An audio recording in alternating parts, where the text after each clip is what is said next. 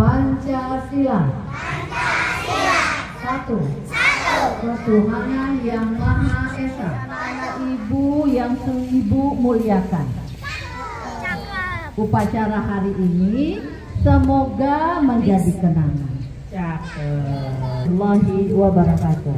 Waalaikumsalam warahmatullahi wabarakatuh. Yang kami hormati Ibu Kepala Sekolah Ibu Titi Lestari SPD AUD atau yang mewakili yang hadir, yang tidak hadir mungkin hari ini karena beliau harus upacara di lapangan Engku Putri. Yang kami hormati ibu-ibu majelis guru dari kelompok A sampai B9 yang juga di negara kita Indonesia. Diperingati sebagai hari apa ya? Siapa yang tahu? Nggak tahu? Kalau tidak tahu, Ayu masih tahu ya. Hari ini setiap tanggal 2 Mei kita memperingati Hari Pendidikan Nasional. Tanggal 2 bulan apa? Bulan Mei. Tahun berapa? 2025. Setiap tanggal 2 Mei kita memperingati satu hari besar ya di negara kita Indonesia. Diperingati sebagai hari apa ya? Siapa yang tahu? Nggak tahu? Kalau tidak tahu, Ayu kasih tahu ya. Hari ini setiap tanggal 2 Mei kita memperingati Hari Pendidikan Nasional. Hari pendidikan artinya apa? Hari pendidikan itu adalah hari kita menghargai bahwa Indonesia ini sudah diberikan kebebasan pendidikannya itu sudah sejak lama. Karena itu setiap tanggal 2 Mei ini adalah momentum di mana hari pendidikan ini dicetuskan, maka ditetapkan menjadi hari besar negara. Dulu di sebuah desa di daerah Yogyakarta ada seorang anak yang bernama Raden Suryadi Suryaningrat. Ya. Dia adalah anak yang pintar. Setiap hari dia suka membaca, suka menulis. Nah itu kita masih dijajah oleh Belanda. Nah waktu itu dia sekolah, tetapi dia merasa sedih. Kenapa ya teman-temanku yang lain gak sekolah ya? Dia punya teman juga di kampungnya, tapi tidak semua anak-anak boleh sekolah saat itu.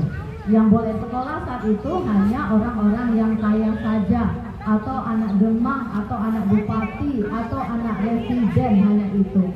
Nah, Suryadi Suryaningrat yang kecil ini merasa bertanya-tanya, kenapa ya rakyat Indonesia ini tidak boleh sekolah? Padahal kalau kita tidak sekolah, kita akan jadi apa? Jadi bodoh, jadi kita tidak tahu. Dia sedih, kenapa teman-temannya tidak boleh sekolah, sedangkan dia boleh bersekolah. Karena itu dia bertanya sama papanya.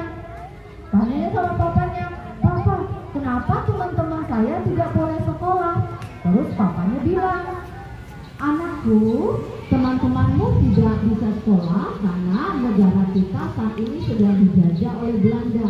Negara kita itu tidak negara merdeka, tidak bebas untuk bersekolah untuk seluruh masyarakat. Karena itu Suryadi Suryaningrat kecil bercita-cita kalau dia besar nanti, katanya dia akan membuat sebuah sekolah yang semua orang Indonesia, semua masyarakat boleh di situ sekolah. Nggak ada, bukan orang kaya saja, bukan anak demang saja, bukan anak bupati saja. Jadi semuanya bisa sekolah, katanya. Itu cita-citanya dari kecil. Dia ingin membuat sebuah sekolah. Akhirnya Suryadi Suryaningrat itu besar, menjadi besar, dan dia berjuang untuk pendidikan Indonesia. Maka dia mendirikan sebuah sekolah waktu itu, dan namanya sudah diganti. Kenapa? Pelajaran apa? Dia sejarahnya panjang, jadi Bu Ayu nggak bisa cerita semuanya. Waktu dia remaja, waktu dia berjuang bersama teman-teman, akhirnya Suryadi Suryaningrat ini mendirikan sebuah sekolah. Sekolahnya bernama Taman Siswa. Siapa yang tahu? Taman Siswa. Siswa. Ya. Nah, waktu dia sudah menjadi Bapak Pendidikan Indonesia, namanya bukan lagi Suhardi Suryaningrat, tapi berubah menjadi Ki Hajar Dewantara. Dan dia dinobatkan sebagai Bapak Pendidikan Indonesia. Oke, siapa yang tahu? Kasih tepuk tangan nih. Siapa yang tahu? Siapa nama Bapak Pendidikan Indonesia? Bapak Prabowo.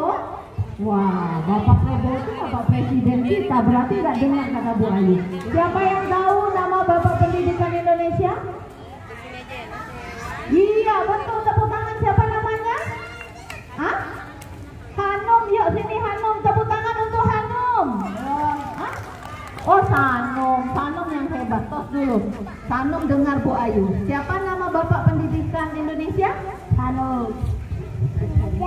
Dewantara. Nah, Ki Hajar Dewantara. Berarti Sanum tadi dengerin Bu Ayu. Siapa yang tahu lagi tanggal berapa